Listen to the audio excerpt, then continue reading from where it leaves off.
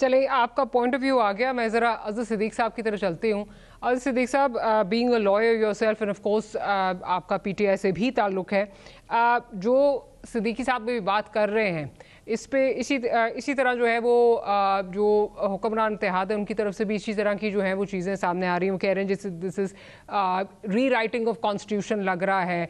बाकी तो जो कई जो हैं वो बड़े सख्त बयानात भी दे रहे हैं। वो ये कह रहे हैं कि जी ये तो लाडले वाला सलूक दोबारा हो रहा है, ये एक सियासी फैसला है। आपने सुन ही लिए होंगे, मैंने अपने इब्तिदाई में भी कहा है। इस पर आप क्या कहना चाहेंगे? बहुत शुक्रिया। गालिबन कयूम सिद्दीकी साहब बैठे थे, मैं समझ रहा था शायद नून लीग का कोई रिप्रेजेंटेटिव बैठा है जो आइन की तशरीह कर रहे हैं। बहरहाल अल्लाह ताला इन्हें जिंदगी और सेहत दे। सुप्रीम कोर्ट के फैसलों की इंटरप्रिटेशन सुप्रीम कोर्ट ने करनी है, और जो इंटरप्रिटेशन की है ना उन्होंने, वो 11 जजेस ने की है। 2 जजेस ने अभी फैसला तफसीलात नहीं दी हैं। और एक बड़ी बेसिक प्रोवर्ब है, हम सुनते आ रहे हैं, जजेस are supposed to know the law on the sleeves of their robes. तो और एक छोटी सी बात करने से पहले मैं बताता चलूं कि अजहर सिद्दीक घर का मालिक था। कयूम सिद्दीकी या कोई और तीसरा आदमी आए, उन्होंने कहा जी ये घर का मालिक हम है, और वो सुप्रीम कोर्ट तक पहुंच गए। अब सुप्रीम कोर्ट ने पूछा भाई आप दिखाएं तो सही, मलकियत का सबूत क्या है आपके पास? उन्होंने कहा नहीं जी हम मालिक हैं। वो अपना जी वो इस तरह के अल्लाह रखे या मोहम्मद बूटे ने या इलेक्शन कमीशन ने वो एक हमें कह दिया, हमें इख्तियार दे दिया है। सुप्रीम कोर्ट की नहीं भाई, आपको तो साबित करना है। तो मालिक तो अजहर सिद्दीक है ना। तो सुप्रीम कोर्ट ने नीचे जितने भी फैसले हुए होंगे सारे उड़ा देगी उनको, और वो कंप्लीट जस्टिस फराहम करेगी। और वजह की जिम्मेदारी है ना उनकी, और उन्होंने उसके मुताबिक फैसला करना है। और बहुत से दोस्त अहबाब हैं असल में।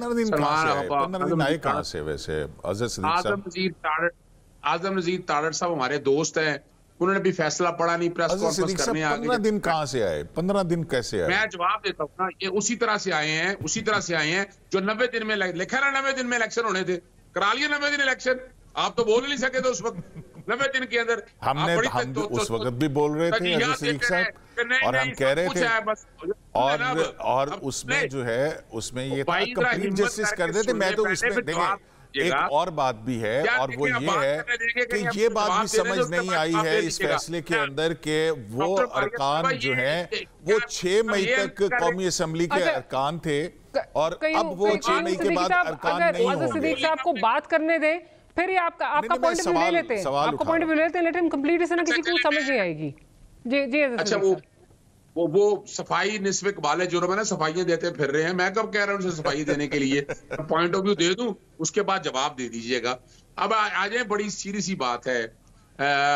आईने पाकिस्तान का आर्टिकल 51 पढ़ा नहीं है, मेरा ख्याल है। मैंने वो आजम नजीर तारड़ ने, राणा सनाउल्लाह ने, अपना उधर से फैसल वाडा ने, यानी फैसल वाडा की प्रेस कॉन्फ्रेंस के बाद को डाउट रह गया कि तरीके इस्तेहकाम में पाकिस्तान की, अब सारे जुबान जो बोल रहे हैं, कहने की जरूरत है, एस्टेब्लिशमेंट की जुबान है, आइन और कानून की तशरीह कीजिए। अगर फैसला पढ़ लिया होता तो उन्हें दिक्कत ना होती।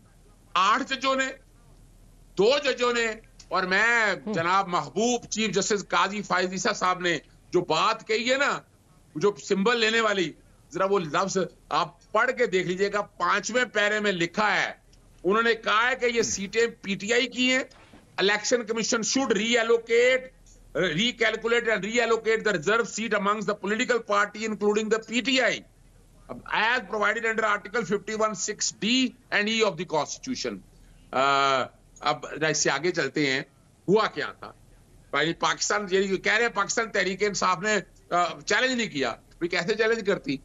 मखसूस नशिस्तों वाला जो झगड़ा चल रहा था, वो सुन्नी इत्तेहाद काउंसिल इलेक्शन कमीशन के सामने वो थी, पेशावर हाई कोर्ट में वो थी, तो ये 185(3) में आया। यहाँ कैसे चैलेंज कर? यहाँ दरखास्त दी फरीक बनने की, लेकिन जो असल इशू है वो सब भूल जाते हैं। नॉमिनेशन पेपर, फसाइयत हुई, इंतखाबी निशान ले लिया, पाकिस्तान तहरीक इंसाफ निशान ले लिया। सुप्रीम कोर्ट ने रात 11 बजे का, 4 बजे इलेक्शन कमीशन ने कहा जी हम नॉमिनेशन पेपर लेते नहीं है। फिर दूसरी सियासी जमात नजरियाती में जाने की कोशिश की, उन्होंने कहा पहले इसमें इस्तीफा दे, दूसरे में आए। फिर इलेक्शन कमीशन ने जो रिकॉर्ड सामने रखा, लाहौर हाई कोर्ट में फाइल की कि चले आपने इंतखाबी निशान नहीं है तो सेक्शन अपना फॉर्म 33 में पीटीआई का नाम ले दें। Lahore high court election commission को भिजवाया, इलेक्शन कमीशन का ये नहीं कहना, यानी एक तो देख नहीं रहे कि कायनी इदारा जो है वो एक फरीक बना हुआ है और आईनी इंटरप्रिटेशन, यानी इलेक्शन कमीशन का इख्तियार कहां से आ गया इंटरप्रिटेशन करने का, और वो कौन होता है वो सीटें देने का। यानी उनको सीटें देने के ऊपर तो सबको इख्तलाफ, सबको अपना इस पे कोई एतराज नहीं है। कहा जाता है कि जनाब रीरा भाई इलेक्शन खुद ही कह रहे हैं कि सुन्नी इत्तेहाद काउंसिल जो है पॉलिटिकल पार्टी नहीं है, पॉलिटिकल पार्टी नहीं थी तो इलेक्शन कमीशन ने उनको ज्वाइन क्यों कराया, वो सारी सीटें क्यों ली उन्होंने, फिर उसको पार्लियामेंट में बैठे पार्लियामेंट लीडर क्यों बनाया, अपोजिशन लीडर क्यों बनाया।